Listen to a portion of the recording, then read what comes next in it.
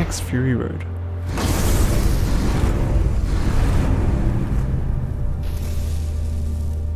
One of the most breathtaking visual cinematic films of the last decade. Even if you didn't care much for the story or Max's grunts,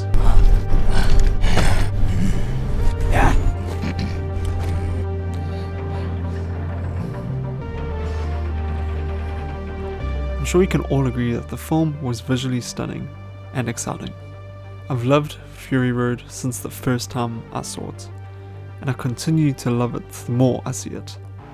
This film has a lot of incredible set pieces and action sequences, but we'll be focusing on just one today.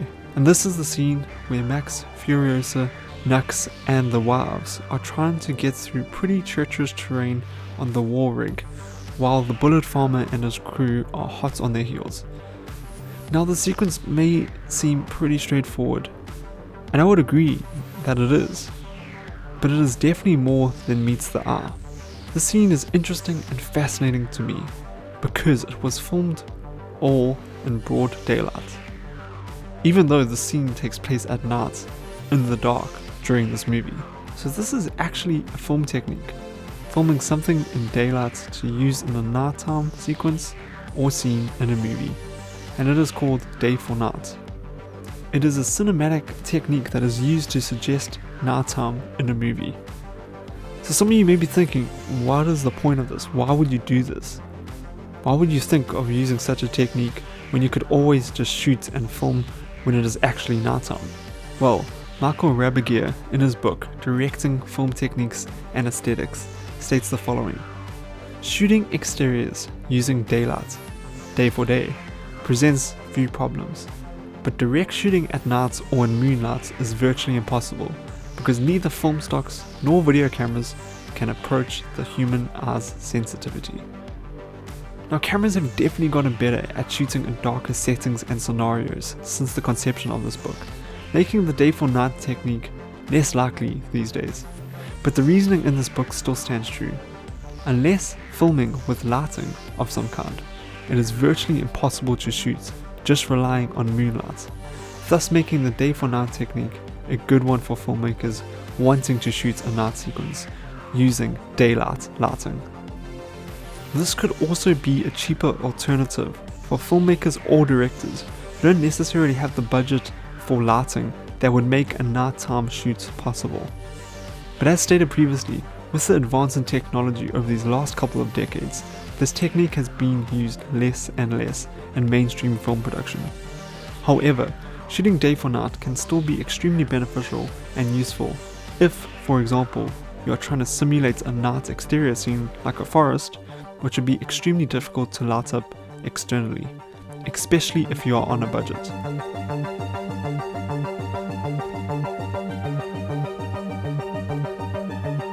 In fact, Guillermo del Toro did a lot of day for night for sections of Pan's Labyrinth, which did require exterior forest scenes to look like they take place in the night, but also to be lit well, making the day for night technique a good one to use to save money and time.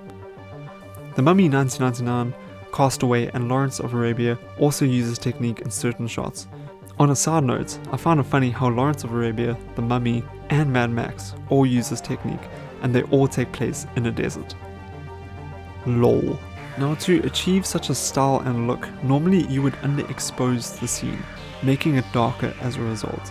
But the visual effects supervisor for Mad Max Fury Road, Andrew Jackson, did the opposite. He overexposed the scene. In an interview with FX Guide, Andrew states the following: I did some tests with the day for night idea with digital stills. The massive benefit you get with shooting overexposed for a day for night setup is that you get detail in the shadows that's still there. You can pull the highlights down and darken the whole image, but still have detail in the shadows. It doesn't just clip to black in the shadows. Andrew Jackson pitched this to the film's DP, and as a result was later implemented into the final film, resulting in one of the most memorable parts of the movie. Because they shot this sequence overexposed through the film, these shots are still incredibly detailed and balanced. No detail was lost in the shadows or highlights, meaning the filmmakers had more to work with. The sequence aids the style and tone of the movie, giving it a surreal and vibrant look. Guys, I haven't done a video essay in ages, but I hope you guys enjoyed this one. It is said that good day for night is not usually noticed in films because you don't notice it, and that totally makes sense, but I totally think that the creators of Mad Max Fury Road did want to get that more surreal look into the movie, and I think it works extremely well. I also was spending some time thinking about why they did this in the movie. What was their point in making the sequence day for night? And I think it does shift the sort of tone and look of the movie to a certain extent. I've been very interested in the scene ever since seeing the movie for the first time, and I'm glad that I finally have dedicated some time to research into it and discover how they did it. It's a really fascinating film technique, and I like what it brings to this film specifically. I definitely would be interested to see it in more movies, and I would also be interested to know if it's in other movies that I may have seen that I didn't recognize for the first time. So if you guys do know of any other movies that use day for night that I have not mentioned here, please let me know in the comments down below, because I'd be very curious to go look at those movies. I hope you guys enjoyed this video. I'm definitely keen to engage more with you guys in the comments down below, so please leave your comments. I would love to hear what your guys' thoughts are on this, especially if you may have used day for night on a film project before. I would love to hear about your experience, so comment down below, and of course like this video, subscribe, and press the bell icon to be notified every single time I post a video essay, which is not a lot right now, but I'm going to try to get better at that. Thank you so much guys for watching this video. I really do appreciate it. I'll see you guys next time, and bye bye.